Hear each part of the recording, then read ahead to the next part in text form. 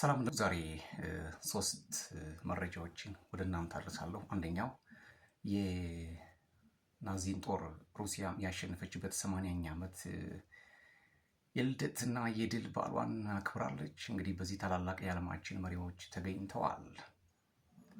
11 ሺህ አስደናቂ የሆነ 11 ሺህ ወታደሮች የተሳተፉበት ትርኢትም በቀዩ አደባባይ ሞስኮ ላይ ተካሂዷል። በዚህ ላይ እንግዲህ አንዳንድ መረጃዎች እየወጡ ነው።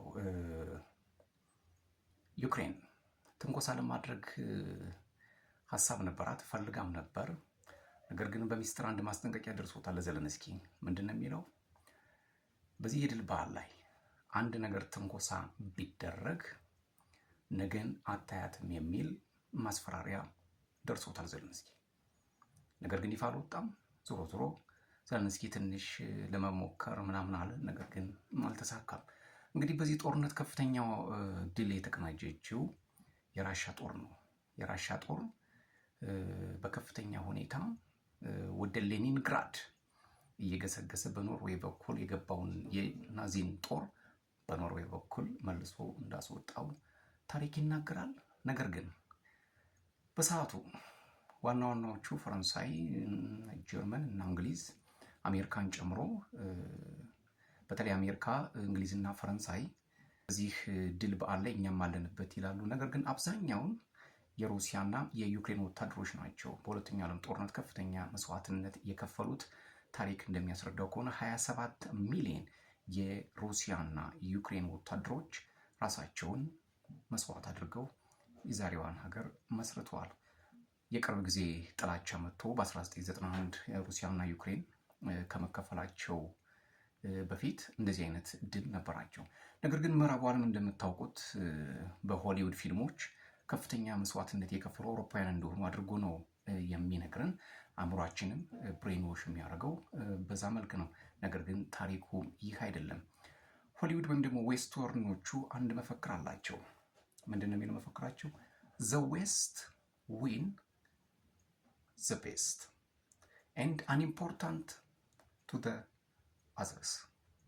ብዙ ጊዜ አውሮፓ የራሱን ጥቅም፣ የራሱን ኃይል፣ የራሱን ጉልበት ብቻ ነው ማሳየት ማስቀደም የሚፈልገው፣ ሌላው ጉዳይ አይደለም። እንግዲህ በተለያዩ ፊልሞች የአሜሪካን የበላይነት ነው ሲያሳዩን የኖሩት። ነገር ግን በዚህ ጦርነት ከፍተኛውን ኦልሞስት ከተደረገው ውጊያ ውስጥ አብዛኞቹ ለሩሲያ እጃቸውን ከሰጡት የጀርመን ወታደሮች በብዛት የሩሲያ ወታደሮች የማረኳቸው ከፍተኛውን ድርሻ ይወስዳሉ። ፈረንሳይ፣ እንግሊዝ፣ አሜሪካም ወታደሮች ብዙም አልነበሩ። ነገር ግን ያው እንደሚታወቀው የራሳቸውን ስልጣን ከፍ ለማድረግ ስለሚፈልጉ፣ በዓለም ላይ ያላቸውን ጉልበት ለማሳየት ስለሚፈልጉ ዘ ዌስት ኢዝ ዘ ቤስት በሚለው መፈክራቸው ሲነሽሩንና ሲበጠብጡን ኑረዋል። አሁን ራሻ ከባድ ሆናባቸዋለች። የራሻ ሕዝብም በተዋጊነቱ ጀግና እንደሆነ ይታወቃል። ስለዚህ ምዕራባውያን አሁንም ድረስ በሩሲያ ላይ ጣታቸውን እየቀሰሩ ነው። ከባድ የሆኑ ማዕቀቦችን እንደሚጥሉም አሁን በመዛት ላይ ይገኛሉ። ሌላ ሁለተኛው ዓለም በዝምታ እየተመለከተ ያለው የህንድና ፓኪስታን ጦርነት ወደ ዲጂታል ባትል ተቀይሯል የሚሉ መረጃዎችም እየወጡ ነው። ዲጂታል ባትል ምንድን ነው የሚል ነው። ፓኪስታን አሁን አዲስ ስትራቴጂ በመጠቀም የህንድን የዌብሳይቶችን መምታት ጀምራለች። ይሄን እንግዲህ በጣም አስገራሚ ሁኔታ ሳይበር አታክ ተፈጽሞባታል። ህንድ ግን አስተባብላለች እስካሁን ድረስ። ይሄን የሳይበር አታክ የፈጸሙት ፓኪስታን ሳይበር ፎርስ የሚባሉ ቡድኖች ናቸው። በከፍተኛ ሁኔታ ህንድን እያሽመደመዱ ያሉ የፓኪስታን ኃይሎች ናቸው፣ በሳይበር አታክ ማለት ነው። እንግዲህ ከሰሞኑ ህንድ 80 ጀቶችን በመጠቀም ከፍተኛ የሆነ ድብደባ አድርጋለች። ከዚህ ውስጥ 5ቱ በፓኪስታን ኃይሎች ወድቋል። በተመሳሳይ ፓኪስታን ደግሞ በ100 ሰው አልባ አውሮፕላን ህንድን ደብድባለች። የሁለቱ ሀገራት ጦርነት ወደየት ያመራ ይሆን? ምክንያቱም ሁለቱም ከባድ የኒውክሌር ትጥቅ ያላቸው ሀገራት ናቸው። ዓለም ምን ሊሆን እንደሚችል መገመት አያዳግትም። ስለዚህ ህንድና የፓኪስታን ጦርነት አንዳንድ ሀገራት እንዲሁ ዝም ብሎ በገደምዳሜ ይናገራሉ እንጂ በደንብ እያዩት አይደለም። ወደ አስፈሪው ጦርነት እንዳንሄድም ስጋት እንዳለ የፖለቲካ ሊቃውንት እየተናገሩ ይገኛሉ። ሌላው ዶናልድ ትራምፕና ቤንያሚን ኔትንያሁ ተቃቅረዋል፣ ተፋተዋል፣ ተጣልተዋል የሚሉ መረጃዎች ወጥተዋል። ኔትንያሁም ከማንም ጋር ሳንቆም እስራኤል ብቻዋን ይህን ጦርነት ትዋጣዋለች የሚል ቃል ሰጥቷል። ዶናልድ ትራምፕም እንግዲህ በቅርቡ ዩናይትድ አረብ ኤሚሬትን ጨምሮ ሌሎች ሀገራትንም ይጎበኛል ተብሎ ይጠበቃል። አንድ ነገር ተናግሯል ዶናልድ ትራምፕ። የእስራኤሉ ጠቅላይ ሚኒስትር ቤንያሚን ኔትንያሁ ማኒፑሌተር ነው ብሎታል።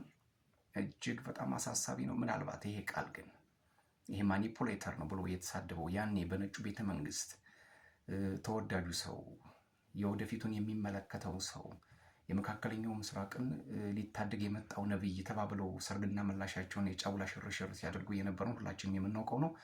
ምናልባት ዶናልድ ትራምፕ አሜሪካን ዋጋ እያስከፈላት ነው ብሎ ኔትንያሁን ተችቶታል። ይሄ ነገር ከልብ ነው። እንደምታውቁት እንግዲህ ዶናልድ ትራምፕ ዊሽ ዎሽ የሆነ ነገር ነው ማለት ገበታ ላይ ያለው ውሃ እንደማለት ነው። ዛሬ ነገ ሌላ ነው። ስለዚህ ይህን መረጃ ያጋራኝ ሰውዬ ኦስሎ የሚኖር ካሳሁን የሚባል ሰው ነው። በዚሁ አጋጣሚ በጣም አመሰግናለሁ። እንዲህ አይነት በሚስጥር የተደበቁ መረጃዎችን እንዲደርሳችሁ ከፈለጋችሁ እናንተም ሰብስክራይብ፣ ላይክ፣ ሼር፣ ኮሜንት እያደርጋችሁ ቤተሰብ እንድትሆኑ የአክብሮት ግብዣይ ነው የሚሆነው። እናንተስ ምን ትላላችሁ? የህንድና ፓኪስታን ጦርነት ወዴት ያመራል? የኔትንያሁና የትራምፕ ጫጉላ ሽርሽር ከመቼው እንዲህ ደረሰ?